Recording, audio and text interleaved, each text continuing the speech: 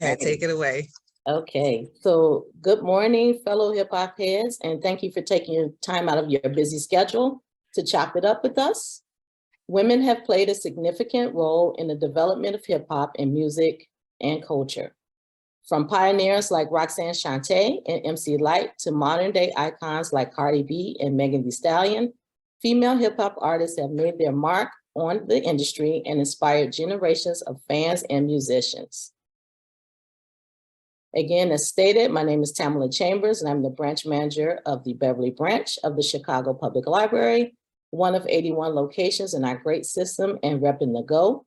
And I'm joined today by hip hop enthusiast and rock star librarian, Michele Echols. Michele is currently a school librarian at the New York City Department of Education. And today we are representing the fifth element of hip hop, knowledge as embodied in today's presentation.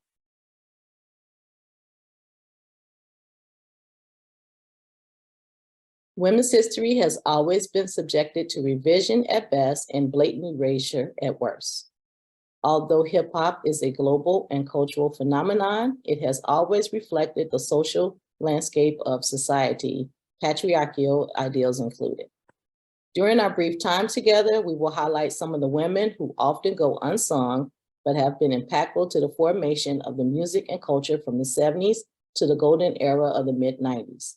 In addition, we will provide an example of how you can incorporate hip hop into your lessons by connecting hip hop created by women to Common Core ELA history and social science standards.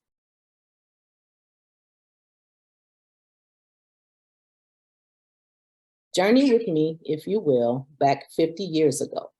The year is 1973, and Clive Campbell, aka DJ Kool Herc, is working on perfecting a technique of separating the get down parts of songs now known as breakbeats. These parts would be looped between two turntables while the DJ spoke over the beats to keep the party live. This later gave way to the MC rapping over beats. In 1979, this practice, which isolated the groove to Chic's Good Times, was recorded and became a chart-topping song called Rapper's Delight. It is still considered to be the first hip hop song to enter mainstream pop culture, thus ushering in rap as a viable music genre. Now imagine a whole genre being born from a brother throwing a back-to-school jam for his sister.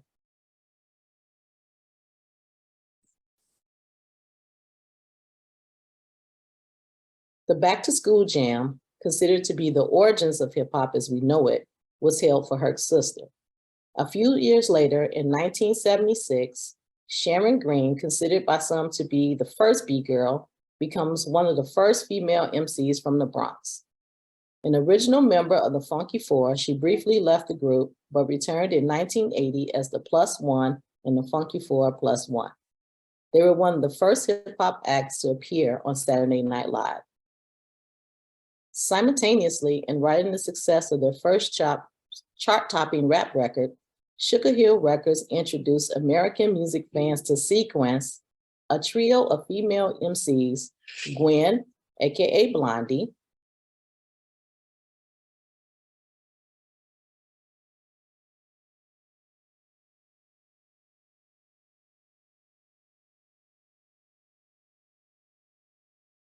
grandmother. And I'll leave it to you to figure out why.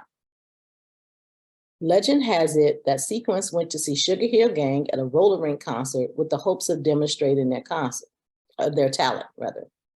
A guy who worked at Sugar Hill Records wanted to date Angie and told her he can get her in. She agreed only if Blondie and Cheryl could come too, so that's it, girl power there. Once backstage, Angie declared to record exec Sylvia Robinson that they could sing and rap better than Sugar Hill. After performing Funk You Up for her, Sylvia signed them to Sugar Hill. And contrary to what Drake believes, no, he was not the first to combine singing and rapping. Sequence, with their pioneering blend of harmony and rhyme, made hybrid singing and rapping songs popular long before it became the norm.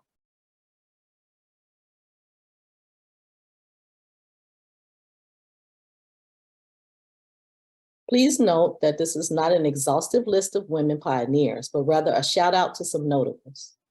Philadelphia native Lady B, born Wendy Clark, was also one of the earliest female rappers in the late 70s, early 80s. Her rhymes on To the Beat Y'all have been repeated and incorporated in other hip hop songs over time.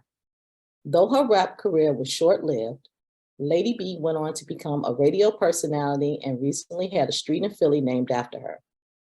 Although she is not technically a rapper, Deborah Harry, frontwoman for the rock band Blondie, elevated hip hop to a broader audience by rapping on rock disco fusion song Rapture. If there's one song that sums up early pioneering women in this male-dominated industry, it's Us Girls, performed by a trio of women in the iconic Harry Belafonte-produced Beat Street. MC Debbie D, born in Harlem but moved to the Bronx as a teen, is also considered one of the first solo female rappers.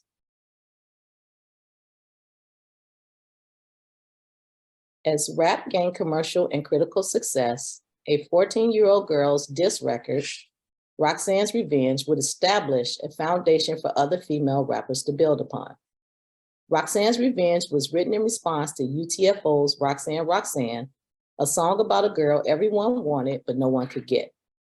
Because of Roxanne's habit of standing guys up for dates, she earned the ire of men for being stuck up. Roxanne Shantae's song is the first in a long line of responses to Roxanne, Roxanne, and eclipsed the sales of the original. So she outsold the original people who made the first song, at 14. Roxanne Shante, born Lolita Shante Gooden, became one of hip hop's first celebrities and inspired many other female rappers to record response records, sometimes aimed at her and chart their own paths as formidable hip hop artists in their own right.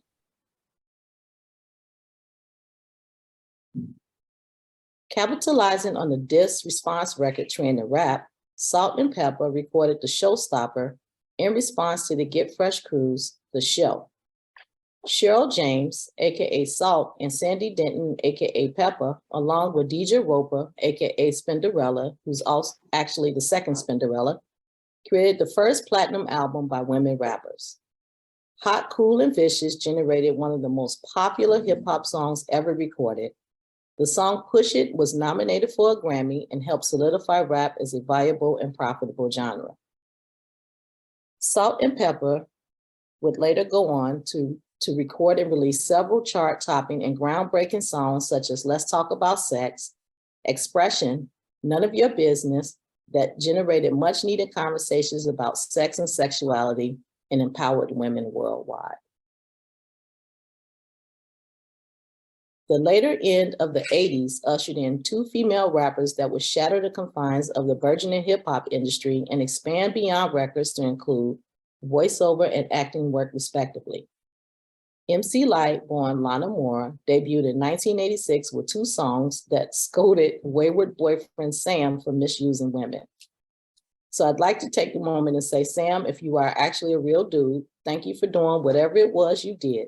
We got great music and a new era of self-assured and confident female rappers. On behalf of MC Lyte fans everywhere, we appreciate you for hitting the road and not coming back no more. Queen Latifah, born Dana Owens, is arguably the most prolific female rapper whose range of talent is unmatched.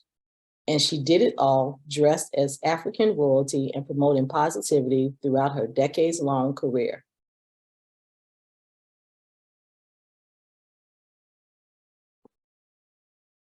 And now I'd like to pass the mic to Michele, who can take us through the 90s. All right. Hello, everyone. Yes, we are talking about the 1990s where we had Little Kim.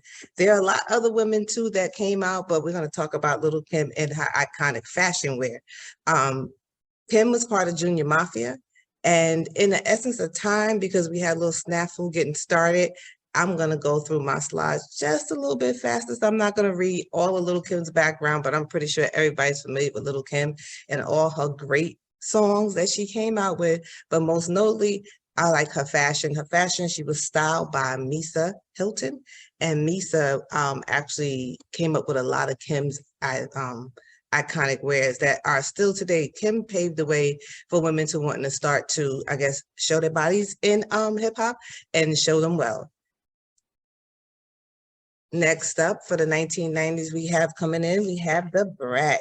All right, the Brat, as we know, came in on So Def record label, and she was the queen of fluidity in hip hop. The Brat, her fashion, Jermaine Dupri, with her Functified, envision the Brat as a female version of Snoop Dogg. Hint, you see the braids that she has there in her hair. So she wore her braids in two-strand twists even before most people were, and it's still an iconic fashion hairstyle as of today. Her first studio album sold 1 million copies, making her the first solo female hip-hop artist to go platinum. Meanwhile, the album lead single on the same name landed number 6 Billboard Top 100. Moving on in the 90s, we have Yo-Yo, Lady Rage, Emile, and we have Rah Digga. So in the 90s, right, the women reigned as their supreme with classic collaborations. You always had collaborations between female artists with male artists in R&B. Lady Rage with her famous song is I Rock Rough and Tough with my Afro Puff, Rage, right? She was on that label when Def Row fell apart. In the 1990s, we couldn't help for hearing Emile's song, right? Can I get a what on Jay-Z's famous albums. When the one thing I want to highlight about Emile is that Emile felt as though she was thrusted into the industry and she had to take a step back to deal with her mental health illness. And they were saying her mental health, and they were saying that she was very difficult to work with, but really she was just standing up to say, wait, pause. This world is moving really fast for me. I really just need to take a step back and collect myself. And in addition, motherhood was frowned upon with a lot of women in the industry. As we know, when Saturday Night Live, Shyrock, when she performed on Saturday Night Live, she was pregnant. We had Salt and Pepper when Pepper became pregnant. They all had to hide their pregnancy, and Emile had a son, and she just really wanted to just be the best mom ever. And so I just wanted to highlight that information about Emile. And Rah Digga, we all know Rah Digga, you know, she hung out with all the boys. She shined on her own from Flip Mode Squad. She was there for 10 years with songs like Imperial Party, and I'm not going to say the curse word, but boop, boop, bull, whatever, under her belt. She was one of the hard-hitting lyricists and proved nothing was out of her reach. Moving on to the 1990s, we cannot talk about the 1990s without talking about Lauryn Hill. She was part of the Fugees group, and Lauryn, with her busting the scenes with the album The Score with the Fugees in 1996 and briefly maintained live performances with them. They never produced another album, but in 2003, the group released the Greatest Hits album. Lauryn went on to go solo and had a great solo career. Her first solo effort is The Miseducation of Lauryn Hill. In 1998, it established her as a major talent in her own right. The album sold more than 12 million copies and earned the singer-songwriter for 5 Grammy Awards, 3 American Music Awards, a Billboard Award, a Soul Train Award, and an MTV Music Award. In Rolling Stones magazine, Lauryn Hill stated, I wrote an album about systematic racism. Before this was something this generation openly talked about. I was called crazy. Artist suppression is definitely a thing. I won't go too much in it, but here there would be an overwhelming support. There wasn't. I began touring because I needed the creative outlet and to support myself and family. People were more interested in breaking me or using me to the battery power, whatever they had going on, and then to support her creativity. Lauryn went on to say, I create at the speed and the flow of inspiration, which doesn't always work in the traditional system. This happened to be an article in Rolling Stones magazine in which Lauryn did an interview. Back over to you, Tamela. Thank you for that. On the subject of conscious hip hop artists, rap music has always served as edutainment, a means to educate while entertaining. Women rappers have historically reported on the social ills, as Michele has just noted about Lauryn Hill, of the time, while also fighting for respect and elevation of their status in the industry. Rappers such as MC Lyte, Queen Latifah, Yo-Yo, and Lauryn Hill have discussed topics such as the effects of the crack epidemic on the Black community, domestic violence, the importance of culturally relevant education, and self-respect. As noted in the preceding slide, female hip-hop artists have used their platform to challenge negative stereotypes and promote positive messages of empowerment, social justice, and knowledge through culturally relevant education, particularly as highlighted in MC Light's verse on Human Education Against Lies. These groundbreaking pioneers laid the groundwork that will inspire a new generation of fans and musicians.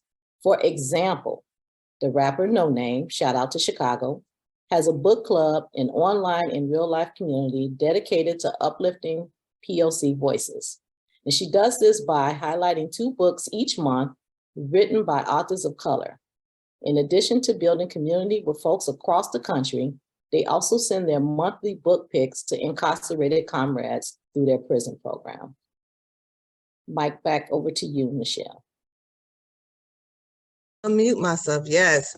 So Lauryn Hill, we're back with her because we know that Lauryn was like the greatest in her time as far as lyrically and as far as what she wrote and talked about, her conscious rap.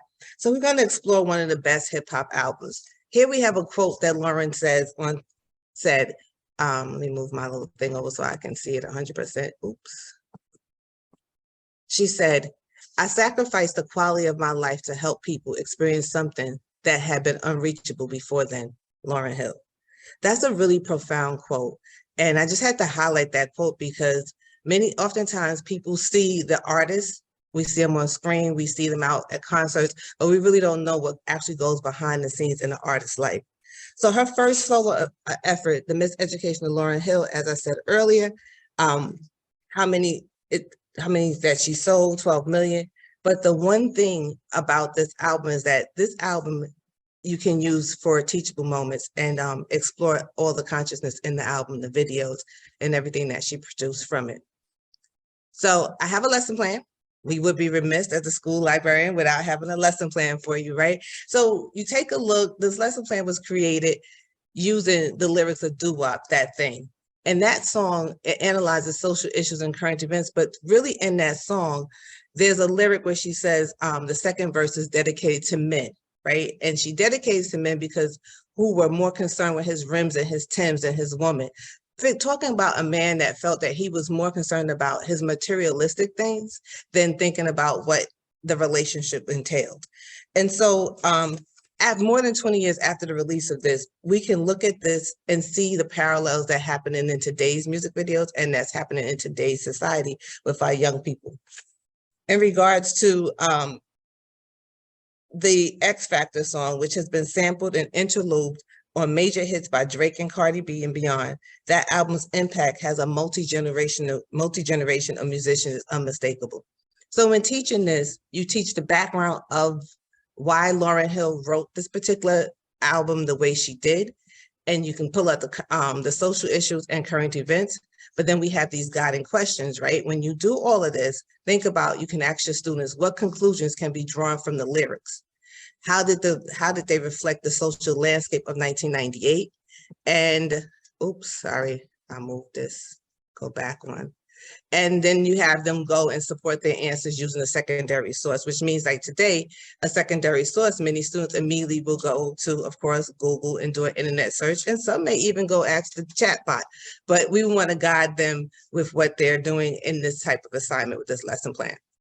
And this is a hybrid part of a lesson plan. It's not an entire in-depth lesson plan. So students what will they be able to do? They'll be able to analyze the lyrics to determine the artist's point of view regarding the subject addressing in the songs, right? They do that by going line by line, just the same way as you would analyze poetry. That's how you analyze songs.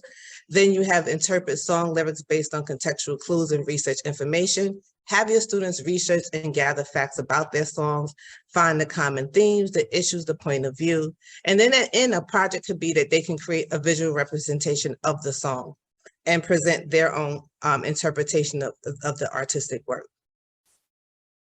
Back over to you, Tam. All right, thanks, Michele. So, of course, this is not exhaustive. And as a former school librarian, high school librarian, of course, I'm going to focus on the high school standards. And I believe Michele is also a high school librarian. But like all lesson plans, you can, scaffold up or down as needed. So popular culture, hip hop music in particular, serves as an excellent historical artifact. From the video, song lyrics, themes, and language used, multiple correlations can be drawn about the status of historically marginalized and oppressed people, as well as the social issues and conflicts of contemporary history. So you can use the lyrics and visual aesthetics of music videos to sharpen the critical thinking skills of students by having them close read the lyrics, compare and contrast with the accompanying music video, generate wonderings, and use their research skills to find other sources to corroborate or challenge what's being presented. And if you really want to stretch students, you can stretch students by encouraging them to look for songs that present negative stereotypes as a comparison piece, as well as news clips and broadcasts or magazine articles from that era. So we get, some stuff from back in the day. All right. So Okay, go ahead, Michele. we have Casey. We have about 3 minutes, or are we taking questions? Because we got started late, so we still have about 2 or 3 more slides left to go. How should we proceed? If you can run through them as quick as possible. Okay, I'm gonna run through these as quick as possible. Everyone, you will have access to this when it gets uploaded to the Boss Librarians YouTube channel. So here I go. So advocacy work, right? We know that Cardi B advocates for her community as always. In an ET online interview, she stated she likes to have the ability to speak to her fans in both English and Spanish. That's what makes her a great advocate, and she used that as part of the census back in 2020. Queen Latifah is known for all the great things that she does in Newark, New Jersey. Most lately, one of the things that she has done in Newark was the housing development, along with Megan Thee Stallion is doing housing development in Houston. MC Lyte, she advocates for everyone, women's rights and social justice. And as the vice president of the Hip Hop Alliance, she's making sure that women have a voice in their seat at the table. Rhapsody, known for her advocacy work. And of course, Lauryn Hill is an advocate when she wrote the album, The Miseducation of Lauryn Hill. Key insights for our women. So we have the key insights and tips for supporting women in hip hop. One of the key insights is that, the negative stereotypes and promoting positive messages and empowerment and social justice tips. One tip is to support women in hip hop. We can listen to their music, attend their concerts, follow them on social media, tag them in any of your work that you're going to be doing, that you're going to take away from this great presentation that Tamela and I have given you. And you'd be surprised, you might be able to get one of them to come in and Zoom in and do a visit with your students. You never know. And we are at the end, and Tamela and I just want to thank you for listening to us. We hope that you're able to take things away from this presentation. If you have any questions, of course, you can email us. When you get the presentation, you'll see our email. But in times of that, if you have any questions, Tamela, what's your social media? So my Twitter. I'm not big on social media. I just have a LinkedIn page. Oh, okay. So I'm on Facebook as Tamela Chambers. Twitter is @1dope_librarian. And then my Instagram handle is pretty long, so I'll just drop it in the chat, but it's all like hip hop references. So I'll just put it there. All right. So we made it, Casey. It's 10:30.